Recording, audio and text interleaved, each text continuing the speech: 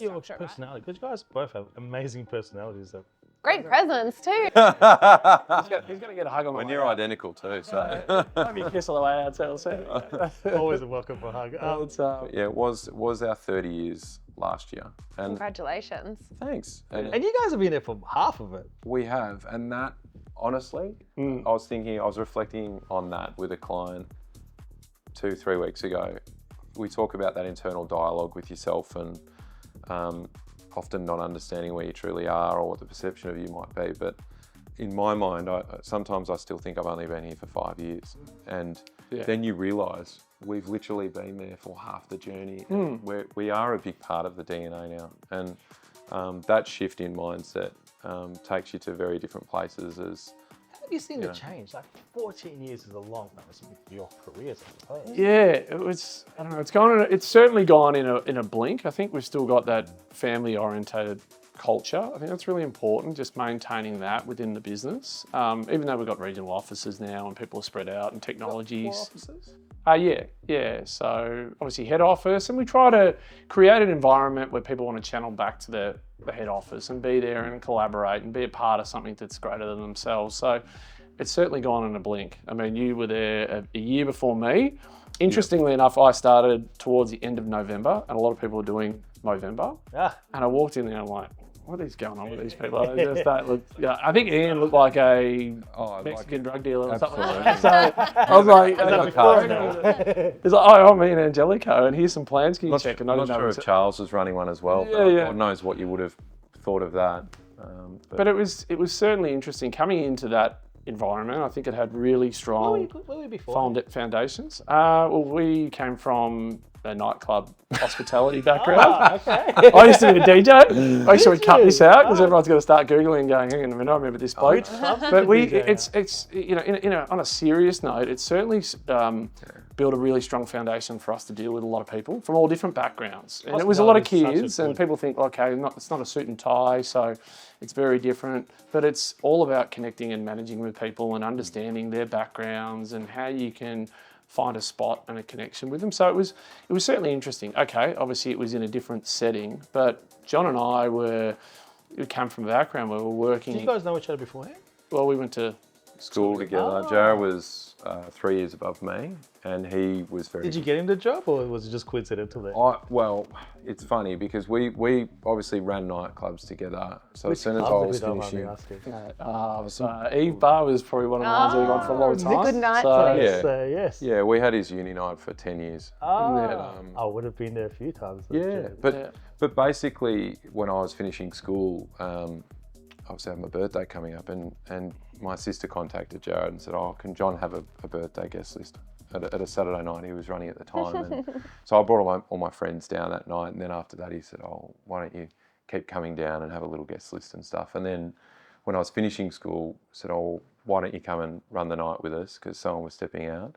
And our sort of business relationship kind of started from there. And it's funny when you say you run nightclubs, or we ran nightclubs, people go, oh, okay. It's a perception. But it is, but we treated it as all business. You know, we treated each of these little nights as their own little businesses that had costs and revenue and things that we were responsible for that could all go belly up. Such a young age doing that as well. Yeah, that could all go belly up if you made wrong calls, because, you know, it's a very fickle industry where people move on very quickly. Correct. And at around 24, I was finishing uni and I wanted to move on to the next phase and landed a job at CVA. And Jarrod just kept catching up with me for breakfast on weekends here and there and saying, how's work? How's real estate? What do you think of commercial? And I was obviously already in love with it and speaking very positively. What made you fall in love with it?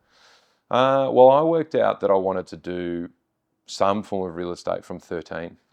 And I was sitting in the car with my dad.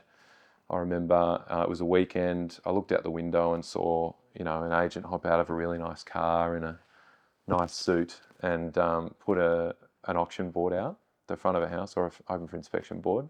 And I remember saying to Dad, oh, Dad, what's that guy? And he goes, I think he's in real estate. And I thought, oh, well, that's what I'm going to do. So the car in the suit. Absolutely did, unfortunately. So hopefully you're mature from that aspect at some point. But from virtually 15 I was going and doing unpaid work experience at Marshall White in Armidale before they had multiple offices. Justin Would have Long. been great experience back It was amazing. Justin Long, so shout out to Justin because he spent a lot of time with me between 15 and 18. I'd go back most school holidays unpaid and shadow him for a week or two. And he actually gave me a job coming straight out of school, which after 3 months of probation, it was just not for me. No, for you. Well, Is that why the transition to commercial? Or? Well, I just think it was very young to be going in, and Justin certainly put himself out there for me, and it didn't work out, and I was just too young. And I went to uni after that and did a degree, but I didn't realise what I wanted to do. Finishing a double major in marketing and finance, getting to the end of that degree, and I was in a bit of strife. Frankly, I was thinking, I don't really like marketing and I don't really like finance. So what am I going to do? And I got a phone call from a friend who referred me into commercial and taught me a little bit about what it was about. And it went from there. Perfect blend of real estate experience, marketing, financial, because you need financials. Commercial is different to resi. Well, now I know that I apply a lot of those lessons. But at the time, I didn't. Yeah, of course not. So can I ask, guys, what is it about, what do you find are the main differences between residential and commercial, and what's drawn you to commercial as opposed to the residential space? Good question. I think with the fundamentals are certainly still there. In our business, problem solving, troubleshooting, solution based of people's businesses is really where we come in, and more on an analytical side to be able to house their business, to front up their investment portfolio, whatever it might be. It sort of comes into the equation where we start working in and under with a lot of businesses, and that's sort of where I took a liking to CVA and I got involved. Is my family background, besides my sister, all ran their own business. My mum was an interior designer, she still is, she's nearly 80. She's all been word of mouth for 60 years. My dad ran his own business, engineering, exporting vehicles, converting American muscle cars from left to right and drive. My brother's got a winery, he lives in Denmark.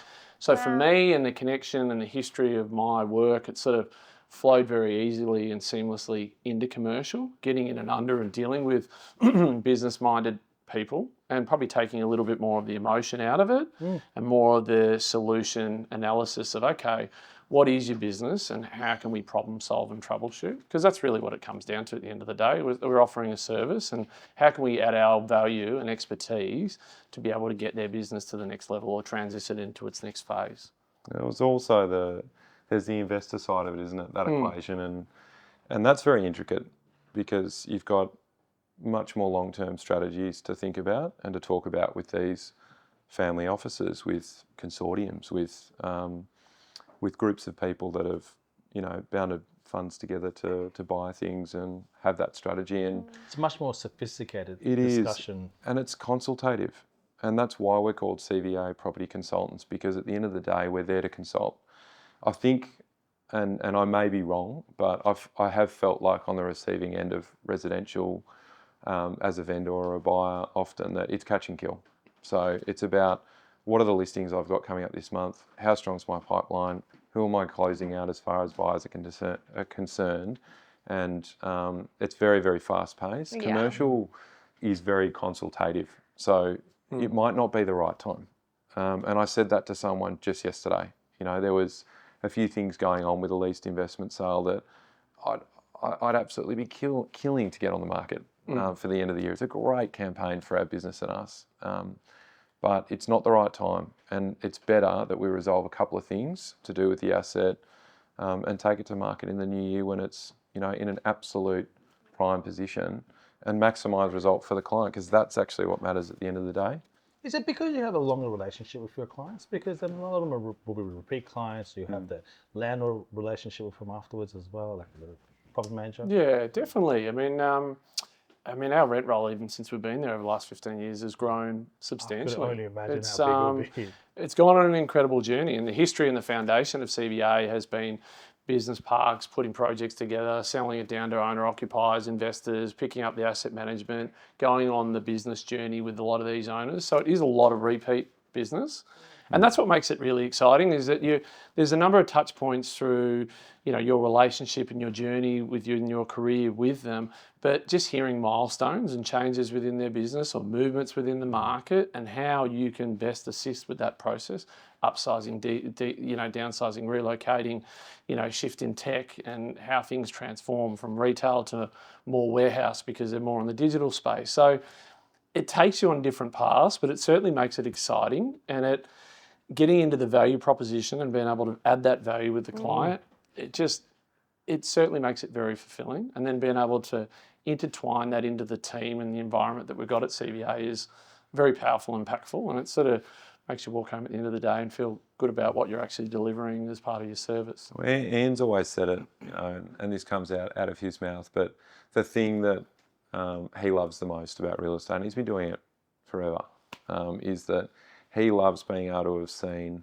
some of his clients start a business in the garage at the back of their house, and now literally have a portfolio worth 60, 70, 80, $100 million. That journey run would be these amazing. huge tech businesses, for example, and just be able to go along on the ride with them or the journey with them and consult with them as they need it. So I think that's the other rewarding thing for us, is seeing things happen over time and growing with people. Yeah. It's the most rewarding that, you're helping someone through a journey. It's not just selling a property, helping someone through their whole life journey almost. Yeah. Yeah, and it's a long game. It goes back to that point a moment ago that John was mentioning about not the right time. If you're just looking at the short term, the catch and kill, you're not going to make it, whether it's commercial or residential. It's all about... Residential, you'd be surprised how many agents do have this unfortunate catch and kill mentality. Yeah, but it's all about the sacrifice now for the long term. Anything that's worth having in future requires sacrifice now. It's the same the other way around. So I think that's where... And look, we're very blessed and fortunate. We've got a really great team, a young breed of guys that have come into our sales and leasing team that are sort of breathing a lot of energy, a lot of discipline, a lot of hunger and desire. But I think that's probably partly the reason why there's some issues within our industry where people are expecting the instant sugar fix hit and expecting that they're going to see success from day one or two. You've got to be entrenched in it, and you've got to invest the time and the energy to reap the rewards up the track. And that comes with partnering with clients over their journey, which helps with your journey in the same breath. And that goes back to Ian's point about seeing those clients that started in their garage. Now they've got multiple offices Australia-wide. So it's very exciting. And I think when you get into the bones of dealing with these clients and seeing how they go about doing business, and you can also take elements away from that and apply it to your business, it's a bit of an X factor, I guess you could say. You touch on team and culture. And one thing I found with residential, they've got big social media presence, big personalities. Yeah. Commercial gives the impression of a much higher level of professionalism and sometimes a bit of a closed door. Is that perception correct? And can you talk us through what your team and culture is truly like from the inside? It is to a certain extent. I think it stems from the fact that we're probably a bit more of a conservative industry. Yeah. And it's because of those things that we've spoken about earlier, that a lot of the time we're consulting on private matters that probably people don't want being made public too much, and talking about family wealth and I guess connections and interactions between groups that they like to protect, and for good reason. And I think when you've got that coming from a client side and you've got a responsibility with them from a privacy point of view, it can flow into the way that you're perceived, as an industry out to the public, the general public. For us internally though, Jarrod touched on it before, but we're bred from very much so a family-based culture at CVA. Our founders are incredibly close, and Jarrod and I are incredibly close. Our wife's the best mates. Our children play with each other 3 days a week, and Can't get rid of one another. they honestly can't. Is that a good thing or a bad thing? I think it's a good thing. I often think Beautiful about thing. it that I'm married to him in business. His wife's married to him in personal life. know. You know what I mean? And it's true. And look, we have ups and downs, but I guess going back to the foundation of CVA being a family business, we've tried to manage that as the business has grown, and the way that we identify talent and hire people is critical. How do you do it? It's interesting because you see so many resumes and CVs. It's not, and look, I came from no real estate experience. When I was interviewed, it was the first corporate job I had. And it wasn't all DJing and running nightclubs, but it ran a number of businesses, a premium SMS business, a clothing business. I'm not a fashion expert. I'll just let you know right now. As well. But, Thank you. I was just in and under with a lot of things, but it's about identifying the right person, key attributes, right attitude, right values, right work ethic. What are those values and attributes that you look for? Well, John, our core values. I think you make a very good point a moment ago. Like, neither of us had real estate experience to be walking in a door and taking a job at CVA when we did, and we've hired more recently based on who someone is and the value system they hold. It's got nothing to do with their experience level as far as we're concerned. We're confident that we can teach them that, and that our systems and processes and the way that we conduct business will leave them in good stead as we teach them. So, in actual fact, Are you missing out on someone that could bring listings with them or bring a database or? yes and no, but I mean, I think that's a catch-22. They can bring instant business to you, and it might be great business, but the way that they may have been taught how to do things may not be the CVA way. It may be a very different way, and that's part of, I think, the protection of your culture is that. And your brand. And our brand is that we all operate a certain way. We all live and die by the values that we hold. We don't step out of a certain realm. What's the CVA values? Yeah, good question. Courage, accountability, Authenticity. and integrity. Yeah. Interestingly enough, a lot of the people that have been hired, not everyone, but a lot of the people that have been hired at CVA have come from within the walls at CVA. You know, good people know good Internal. people. Yeah. You know, and it's probably been a bit of that along the journey. Hire the person before we hire the resume, so to speak, and we can teach the craft. And interestingly enough, with the interview that I had, I spent 45 minutes of the hour talking about social activities, football, lifestyle, and then it got down to the pointy end with Charles Senior, our CEO, and he cleared his voice and he said, right, I want to give you a go, and I wasn't expecting that. When can you start? And I was like, right, I don't even have a suit at the moment. Maybe one for the races. Give me a couple of weeks and I'm ready to go. And not saying we're the gold standard, but that's sort of a testament to what we're saying today is that it wasn't about my experience. It was about finding the right individual. So going back to the point a moment ago, it's come from a lot of people that are within the CVA, culture and environment where we've bred other sales directors as well along the journey.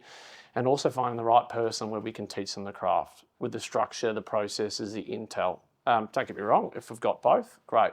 Talented, experienced, right key attributes, let's have a conversation. And often you'll see that whether it's commercial or residential, you'll look at a CV and it sort of tells a bit of a journey, and not to discount or disregard anyone that's had, jumped around a number of different places, but we start to ask ourselves the question, why? Mm-hmm. There's an interesting saying that sort of sits in my head, and I'm not a recruitment expert or interview expert, but she says to hire slow and fire quick. Yeah. And we're far from experts, but just the effort and the energy that goes into trying to find the right person and make sure that they're going to fit the environment is critical. And it hasn't been perfect. We've learnt the hard way with some people, unfortunately, that they have been talented on paper and they've come in and just upset everything. And we're a big believer that no one person, whether it's John, myself, Charles, Ian, whoever it is not bigger than the business. And everyone has to be a team player. Don't care how many fees they write, how talented they are. If they're not working within the culture and the team environment, we don't want them a part of the business. And we take a very hard line with it, but I think it's in the best interest of everyone. We're happy to, on amicable terms, set people free. Maybe this place is just not for you. And that goes like from the ground up.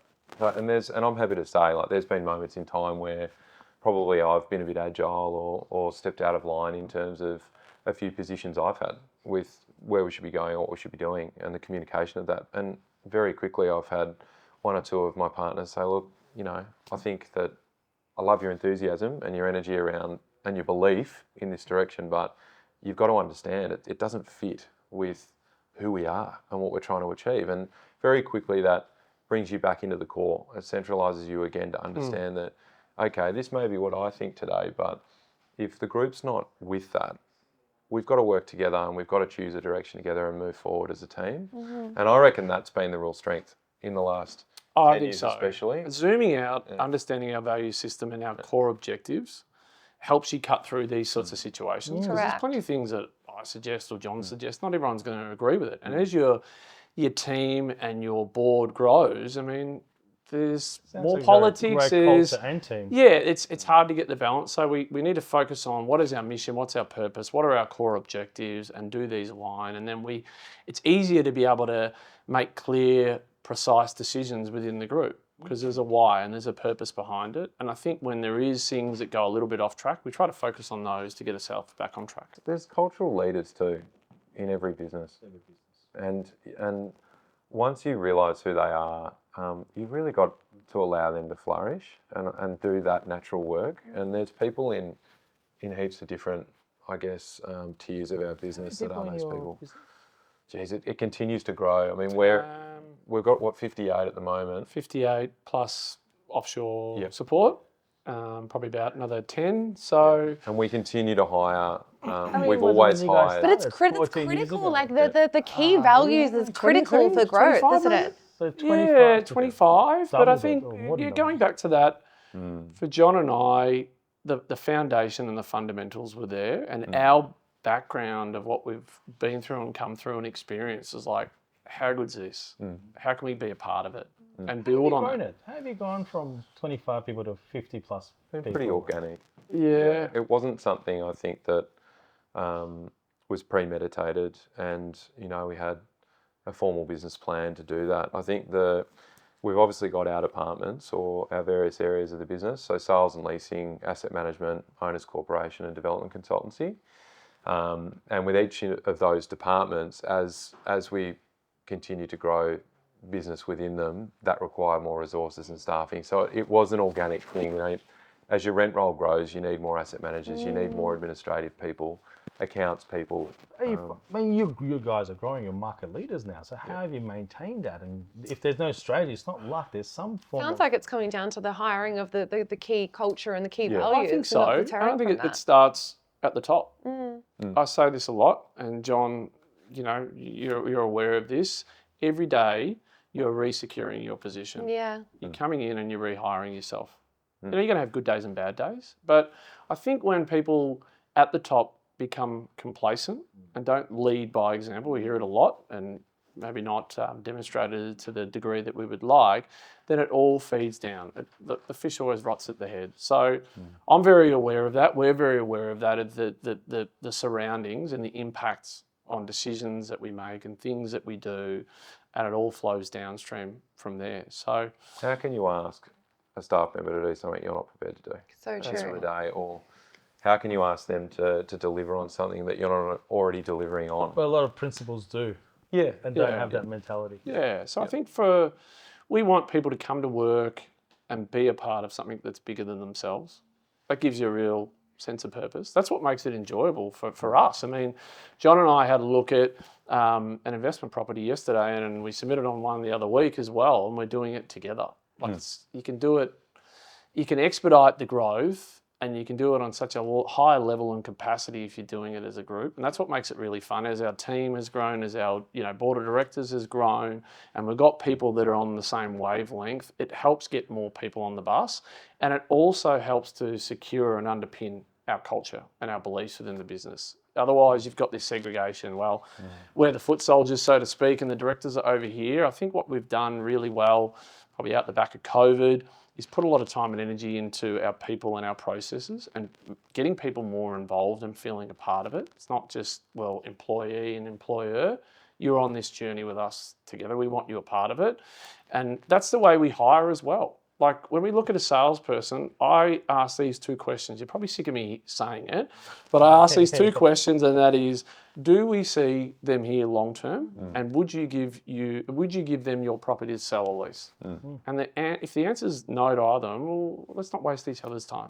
And again, you're making an assessment at that time, and sometimes you can only assess it on face value. But it's looking at, it's not plugging a hole. It's like, we want these people here long term. And that's why when we go back to the people that have come on recently as well, and them seeing the long term and the vision and putting the work in. What is the long-term vision? For us, when are you retiring? Yeah. No, I don't think we'll ever do that. But it's the, that question, I think. Well, We talked a lot about the rent roll growth. I know before we started filming, there's some pretty significant and aggressive growth on the rent roll division. Yeah, John and I are very bold and ambitious. But it's underpinning everything else. Owners Corporation has grown substantially as well, and it's sort of all intertwined within our departments. So look, there has been some big numbers of growth, but I think we've got the capacity and the capability based on the people that we've brought in that are now seeing what the journey really looks like. Are you doing organic growth or acquisition? A lot of it's organic and has been always organic, which is, I think when we say that to... It's the best return on investment, organic. I know, but I think when we say that to people in our industry or our peers, they're sort of like, what? You've never bought... How have you got your rent roll to that size and literally not made an acquisition? And that's a testament to some very long relationships with clients who we've grown with, like we've spoken about earlier. But we do. I think this mentality of where the business goes next, it's really been fostered and made possible by our founders and their mentality in that growth of the business and the journey that it was going to undertake over the last 15 years. Charles Senior, our CEO, and Ian Angelico, Anthony Carboni, these, and Michael Passarella, Leo, these guys have been in that business since its inception. And as shareholders, I think they realised at around that sort of 10-year mark that in order for the business to continue to grow and to gather even more momentum and traction in an industry that's so competitive, they needed to bring some more energy and fresh energy into the management team and the ownership structure to help catapult and foster that and gain further momentum. So I guess that's where we came in, and we were extremely fortunate. We always say that. We're extremely fortunate to be... It's probably well-deserved as well.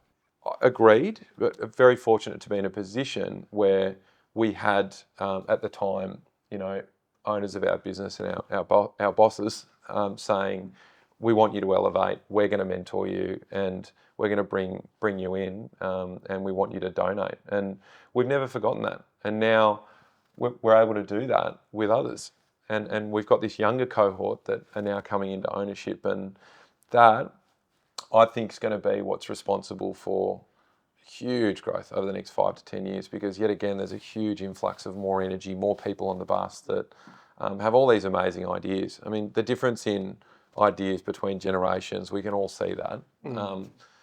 I don't think we're old. but I certainly get a few grey hairs. I am, but I certainly Photoshop can't take care of. I know, but I certainly don't think that that we're aware of some of the things that some of the 25 to 30-year-old age bracket are. And you go back to that culture piece on how you create relationships and you protect your company culture. You've got to be so aware at how these younger generations perceive work and the work-life balance and the relationship with their seniors or their managers or their owners, and they genuinely do want to really get to know who you are, and they want to get personal with you. And if you don't do that, you're shutting them out. And I think that they feel like they can't be a part of your culture, and that's something that, and maybe that goes back to our previous work experience outside real estate.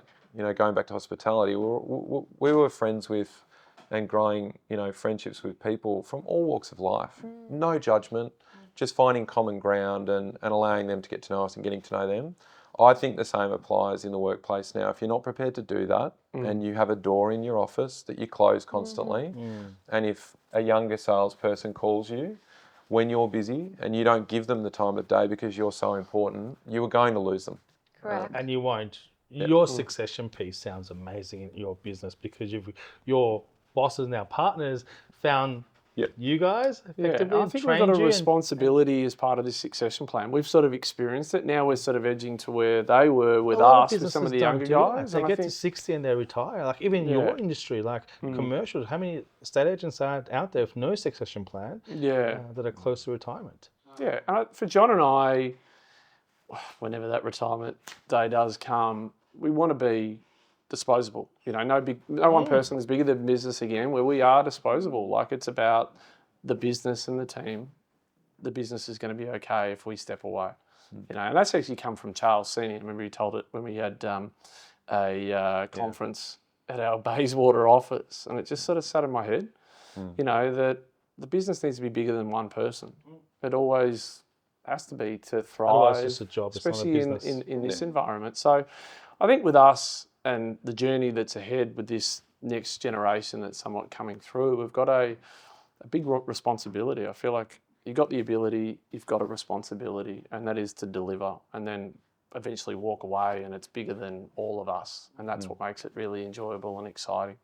I want to know who you both are outside of work, because I think it's critical. I'm sure we do, but I think it's critical because I'm sure that you both still can DJ? agree. Oh, when's your next birthday? I DJ myself at room, Texas. that's only that's the only place he gets the next out now. But I don't. That's you know what? Actually, interestingly enough, so I started DJing when I was 13. My brother's 10 years older than me. Had nightclubs, bars, so I was sort of exposed to it at a young age, and I just really liked the craft. I played the drums for a couple of years and sort of loved music and that sort of thing. And I sort of got into the DJing side of it. I just loved music. And it changed along the way. And then obviously started running nights because people were coming.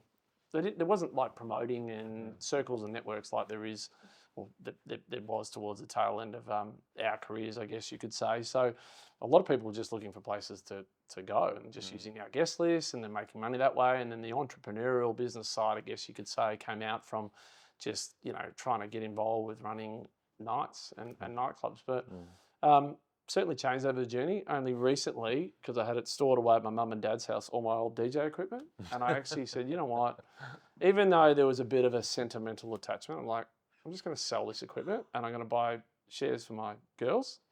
Did you? And yeah, like it was probably 10K, but so just to sort of overcome the You would have had vinyls by then. You got to let it go. well, that's exactly cassette. So no, Oh, it was a cassette. So going back to your question, I mean, look, we're very similar in business, but in our personal life, for us, it's very cliche, but very much about family. We got 2 kids, and he's got 2 kids. I got 2 kids, 2 boys, 2 girls. Yeah. I can't get too close, but How's it being a dad? How's it it's transition? the best thing in the world, and I genuinely mean that. I think everyone's quick to say that it's a perceptional thing, but we're 2 people that spend our weekends with our kids. We generally won't accept too many dinner invitations midweek. We want to be home for our children as much as we can because we're well aware of the importance, and we were brought up that way, in a similar way, his family and mine. So those values and just time with them, especially when they're so young, like they are at the moment. Mine are 10 months and 3 years, and our firstborns are 1 week apart. Oh my Yeah, goodness. so it was almost like we made a phone call to each other. no, you can. I think What did you guys? my wife just given birth to our first, and Gabby was, past her due date, and he's calling me and saying, mate, I don't know what to do. He's calling me for advice, and I wouldn't even know what day it was. I'm like, mate, you'll be fine. What did I say to you? I can't remember what I said to you. Should you be okay? I was like, is that it? Yeah, that's it. That's all I got for you. I'm trying to work this out myself, but yeah, it's... So you're both your oldest of 3, both.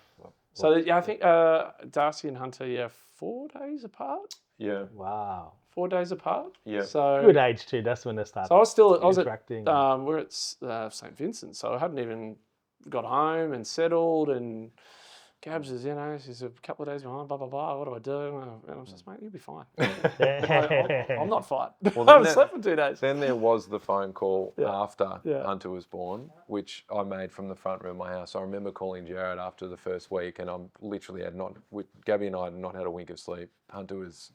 He's brilliant, but he's a high energy kid, and he was a high energy kid Takes from after his day dad, 1. probably. Yeah, and I remember calling Jarrod and being like, mate, how the hell are we going to do this? Like, I can't see us being able to function at work ever again.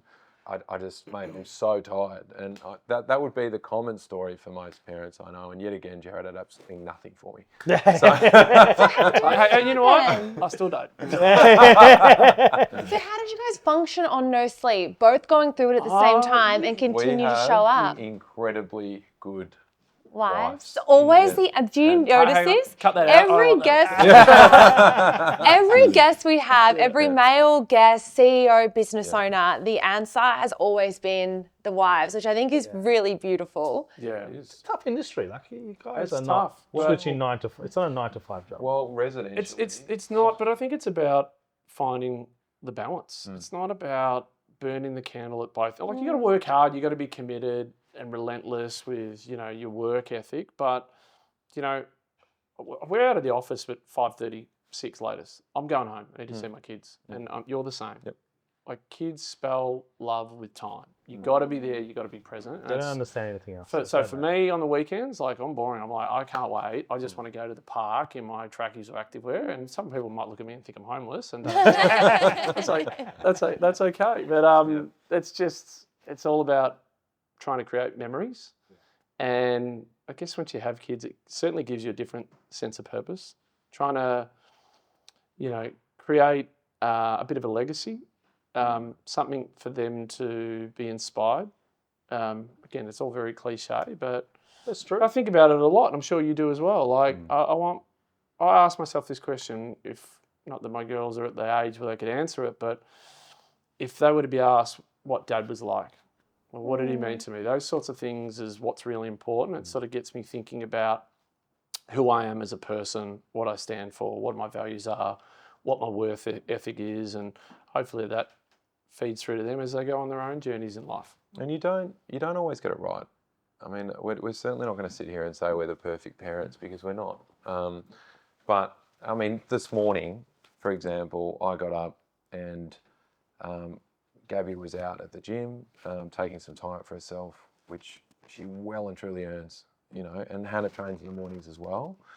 Together, I'm assuming. Sometimes, but, you know, they're at different gyms at the moment. Different gyms. But basically, my mentality this morning was probably filled with a bit of stress. I was in a rush and I needed to get to work because we had our agency directors meeting this morning, and I had some things to do before that to prep for it. And I left the house in a state where I wasn't the best version of myself in front of my two boys, and really I barely said goodbye to my wife. You know, I was sort of like, hey, see, I've got to go buy. I grabbed the keys off the kitchen bench and I ran out of the house to get to the car. And in the car on the way to work, you know, in the journey into the city, you've got about 30 minutes there to think about that sort of behaviour. And you realise to yourself, if I didn't come home today, that's literally the last interaction I've had with my two boys and my wife today. And it's not acceptable.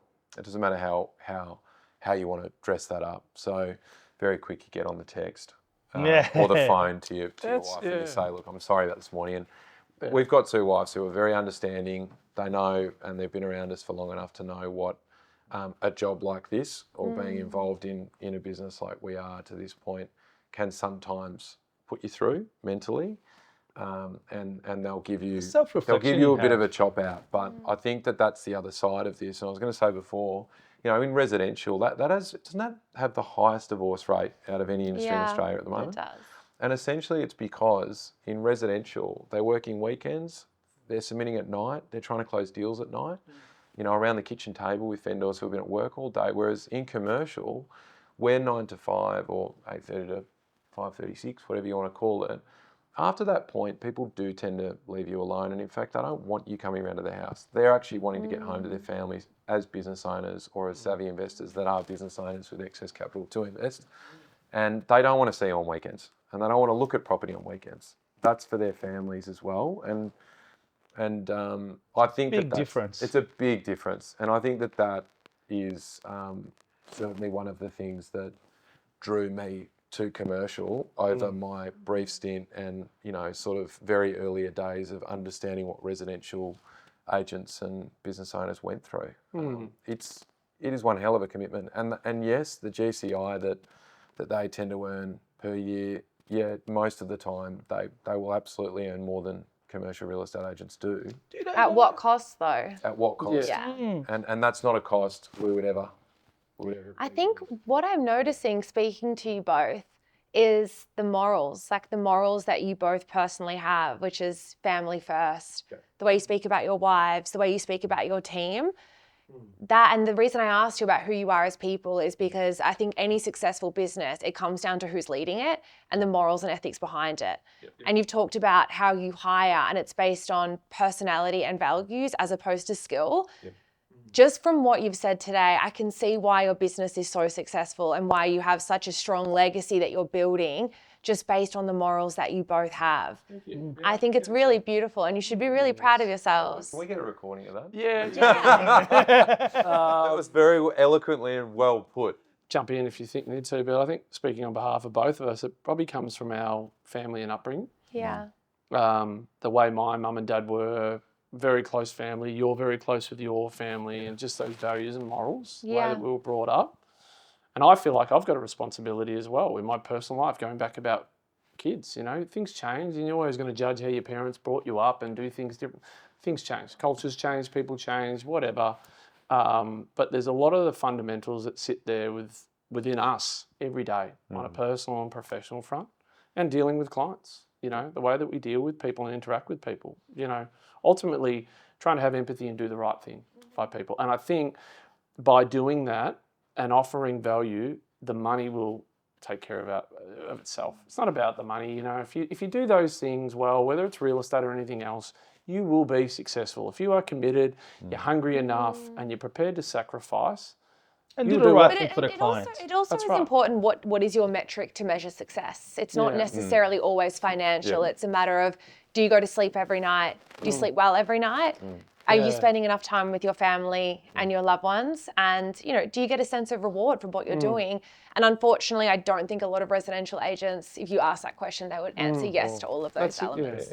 I think that there's iterations of that with individuals when you see them over a period of time. And I'll use myself as an example. And I think when I started, even in commercial, in that first 3 years, the things that I valued or viewed as success are very different to what I view them as now. Of course. When I started, it was very ego-driven. Yeah. It was very... But was it your age as well? It was very materialistic. It was very, how do I, you know, I just want to make this amount of money so I can get that dream car or the car that I want to get at that present moment, or I want to move out, or I want to rent, or I want to buy my first property. And I was really young.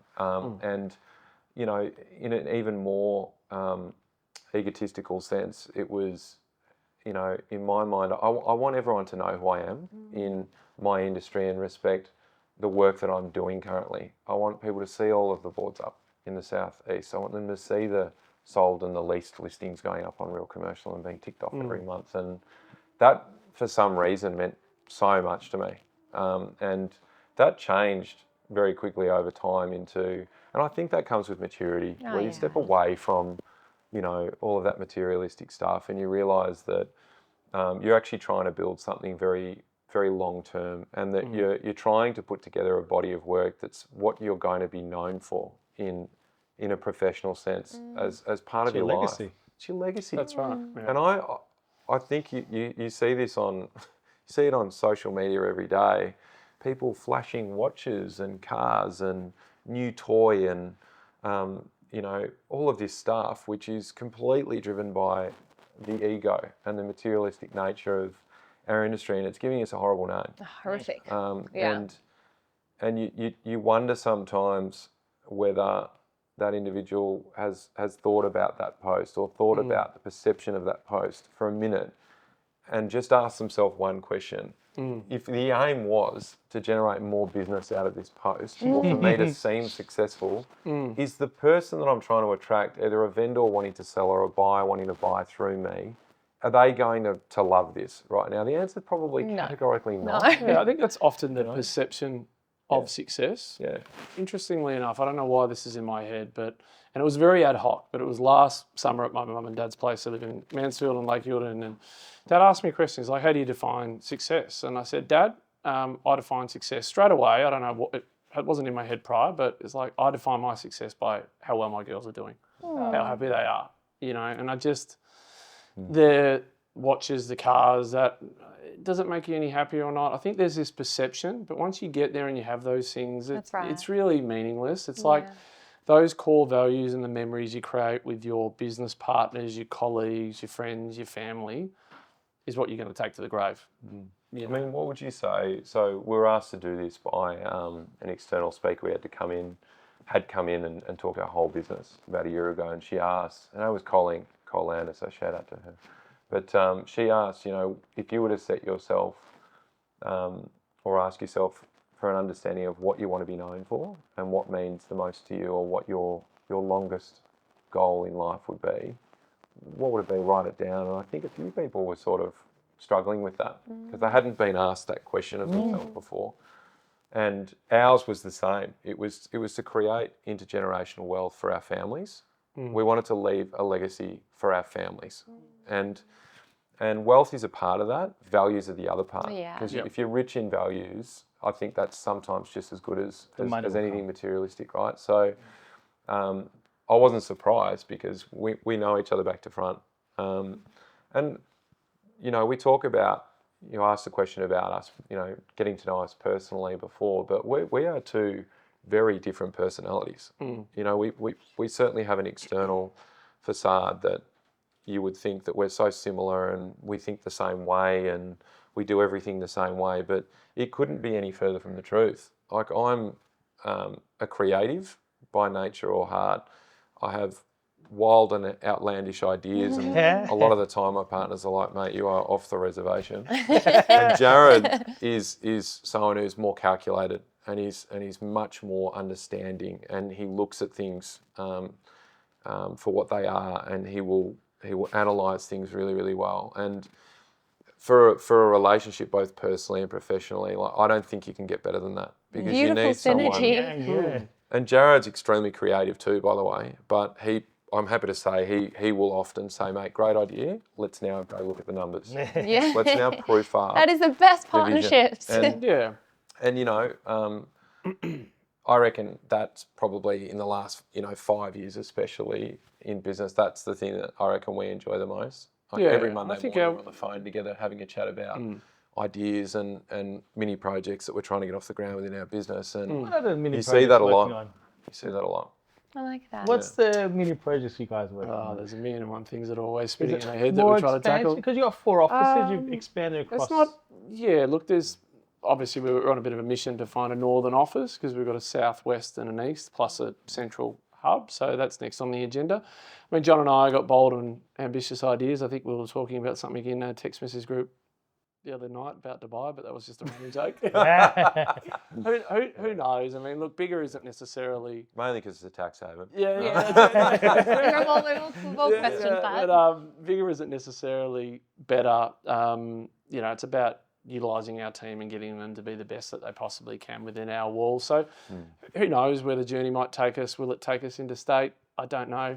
It's just yet to be determined. I think we're on a bit of a mission, and there's plenty to do in Melbourne, which we've certainly carved out a name for ourselves. So we'll franchise license? No, I don't know about that. But, and I'm sorry I jumped in there, but I definitely think we'll continue to seek out good people, and that's exactly how the last full tranche of hires have happened. We've continued to seek out good people, and we may not have, in fact, the last 4 hires, we have not actually technically had a position for them, but we made one available because we understand the value in good people and how rare they can actually be. So I think for us moving forward, when we look at our growth and our trajectory and what we want to do, it has to focus around continuing to find good people with the right value systems, the right talent. Otherwise, it really doesn't matter what plans you might have.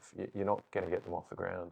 And as a leadership team, going back to continuing to bring people in the fold, we've got such a great and dynamic team in management and ownership now, full of young and older people. So everyone's at different journeys as far as their wealth creation, their business experience, the lifetime they've had in the industry. That whenever you're coming forward with ideas and you're trying to get things off the ground, there's all these different things weighing in now, and it's a melting pot of ideas that you can bring together and de-risk a lot of things really well by doing things that way. So you know, Ian's always said it. You know, he had two main goals for CVA, and I think they're still the case today. He wanted everyone that stepped into our business to be happy and healthy coming to work at CVA every day. Oh. If they weren't, we wanted them to go to the place that was right for them, but we also wanted to create an environment that made sure that we were the right place for them. And the second thing was, to hopefully be the number one agency in Melbourne or in our given market. And we had no idea, but 3 years ago, you know, obviously the industry body, and you can probably work out who that is in our industry, came to us and said, "Are you guys aware that you're the number one transaction volume commercial real estate company in Victoria? Number one." And we kind of all looked around the room at each other and said, "Well, we didn't know that." We'd just been focusing on transactions, on giving the right advice and consulting with clients, and obviously the momentum just kept growing and growing, and all of a sudden you're responsible for a significant part of market share and reach in the Melbourne commercial property market, and you find yourself in that position. But it's not because, you know, ultimately every single day we're like, how do we become that? It was just doing the right things along the way, and so many successful people would say that, I think, wouldn't they? I mean, you've probably had that within your own businesses. It wasn't really about an end goal. It was probably about, well, what can I do on the journey? My view is always, if you help people and do the right thing, it always comes back. Yeah. I think you guys share very similar model. Yeah, it's really incredibly humble. And I haven't been to your office, but I can only imagine the kind of people that would be in there based on what you guys have told us today. I've got the producer telling us we need to wrap up, so that's why we need to finish this up. But guys, an absolute pleasure. I've never met two more inspiring, humble, good moral people. And I think in this industry, I mean, particularly residential, it's very difficult to find that. It's very numbers focused, like GCI, hire the top performer, find the biggest rider. Whereas you're here, you know, not even knowing that you're number one in your marketplace and hiring people based on values. And I think that's something so incredible. And you should be so proud of yourselves, what you've created or what you've been a part of. Thanks for that. Appreciate it. Thanks for having us. Oh, thank you. No, a pleasure. Thank you so much. We'll see you on the next episode. Bye.